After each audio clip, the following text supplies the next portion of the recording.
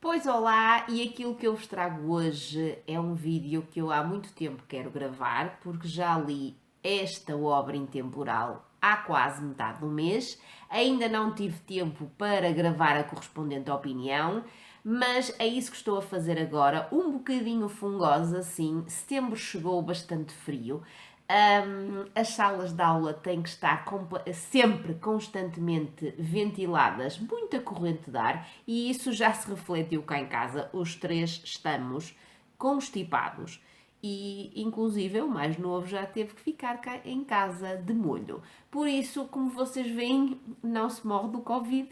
Entre aspas, morre-se da cura. Mas sim, estou um bocado fungosa, vocês vão se aperceber disso. Vou ter que respirar de vez em quando mais fundo para trazer-vos, como eu quero verdadeiramente trazer-vos a opinião da melhor leitura que eu fiz durante o mês de setembro. É certo que o setembro ainda não terminou, está quase, mas eu tenho plenamente confiança quando digo que esta foi a melhor leitura do mês de setembro e ainda bem que eu, numa das poucas vezes que ando pelas bandas do Instagram, tropecei na publicação da Elisa ou da Sofia, já não me lembro, do projeto delas Clássicos em Dia e decidi aceitar o repto da Sofia Library, para ler durante o mês de setembro o Conde de Monte Cristo e assim voltar aos clássicos e assim satisfazer esse desejo que já andava aqui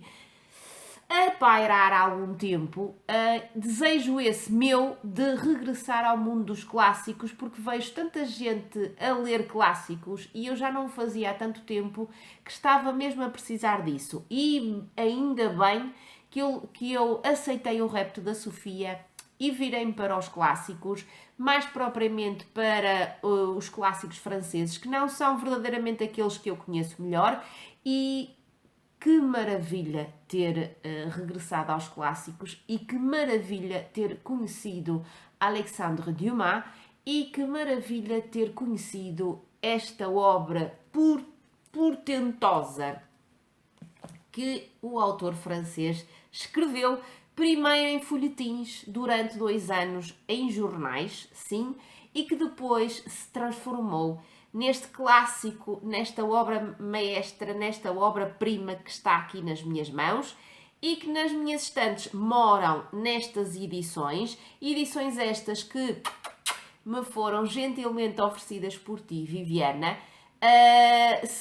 Não são, como eu já suspeitava, as melhores edições para entrarmos em contacto com este clássico intemporal.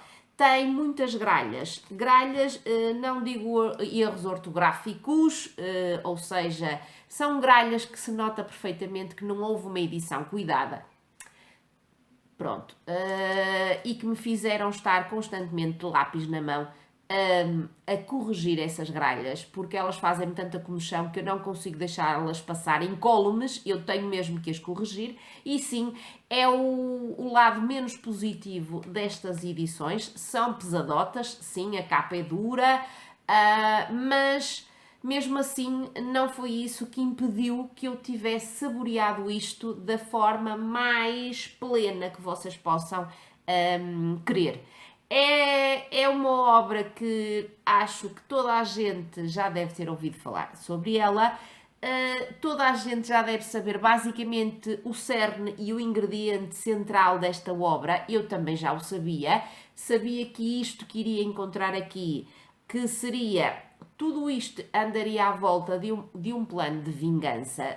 Plano esse levado a cabo por um jovem que se viu injustamente acusado de traição à pátria e, consequentemente, encarcelado durante 14 anos.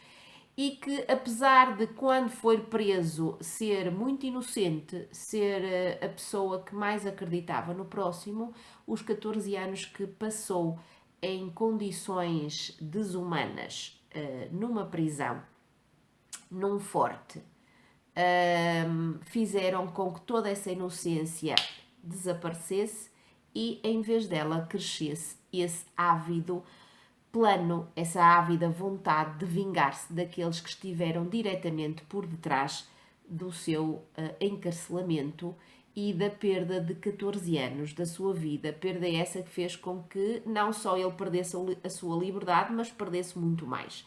É basicamente isto que eu vos vou dizer sobre a trama.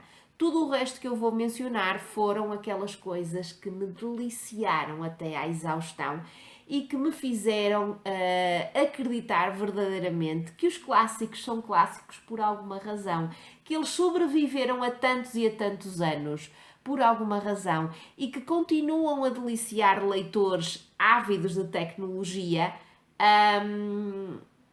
por razões que estão plenamente presentes aqui dentro. E o que é que está aqui plenamente presente? Está aqui, para além desse ingrediente central que eu vos falei, está aqui presente muito mais, porque nós temos nestas edições mais de 1500 páginas e à primeira vista isto pode levar a que um leitor que deteste calhamaços, que não é o meu caso, mas um leitor que deteste calhamaços que lhe diga ui, eu nisto não pego, só pegarei para aí nisto na Reforma. E não, são 1500 páginas que se leem muitíssimo bem, a linguagem é muito acessível, há sim um leque variadíssimo de personagens, mas que são facilmente identificáveis, ou seja, nós não os confundimos com facilidade.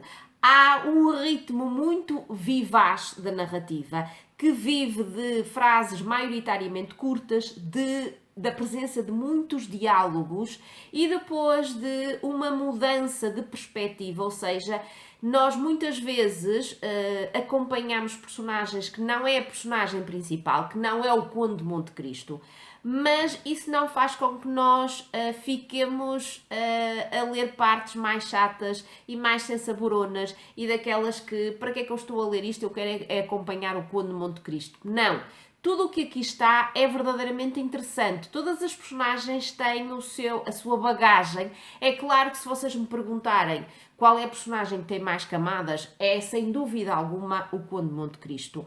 Por tudo, porque é o protagonista, por tudo o que lhe aconteceu na vida, por essa vontade de vingar-se, pelo pôr em prática esse plano de vingança. O que é que esse pôr em prática do plano de vingança lhe traz?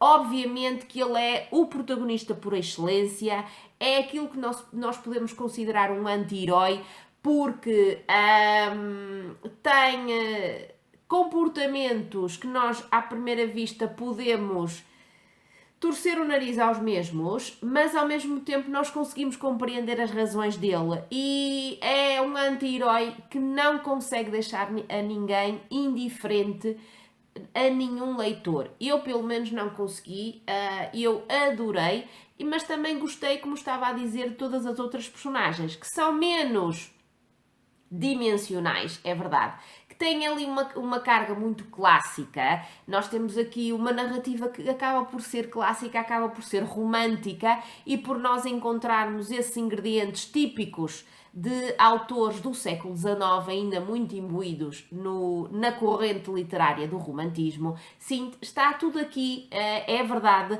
mas está tudo aqui tão bem moldado, tão bem feito, que é impossível que nós não deliremos com esta obra e que não adoremos tudo o que aqui está. Há uma parte mais triste, há uma parte mais maquiavélica, há partes mais satíricas, há partes mais irónicas, há partes que nos levam ao riso, há partes que nos levam às lágrimas, há tudo. É uma verdadeira telenovela sem o peso pejorativo do termo telenovela. É brilhante o que aqui está e eu faço a minha vénia a Alexandre Dumas e quero tanto continuar a conhecê-lo e quero muito agora ler Os Três Mosqueteiros, apesar da história estar também muito presente na minha cabeça, nem que seja pela adaptação dos Três Moscanteiros que eu via quando era criança. Olhem, é um must isto, tudo que aqui está. Eu dou-lhe 10 em 10,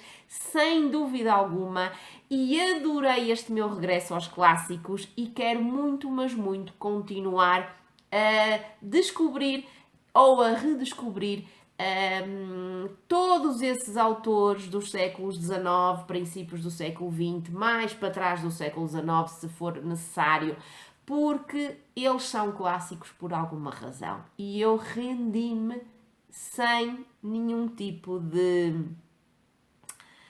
entrave a isto que está nas minhas mãos, a estes 2 volumes maravilhosos que eu só posso recomendar. Se puderem, leiam numa edição mais cuidada do que esta.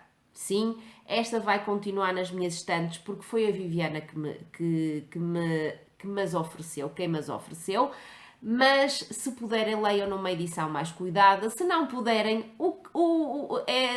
podem sentir-se um bocadinho incomodados com as gralhas como eu, mas isso passa, porque o cerne, a narrativa, as personagens, este anti-herói fica connosco, tudo isto fica connosco e faz-nos deliciar,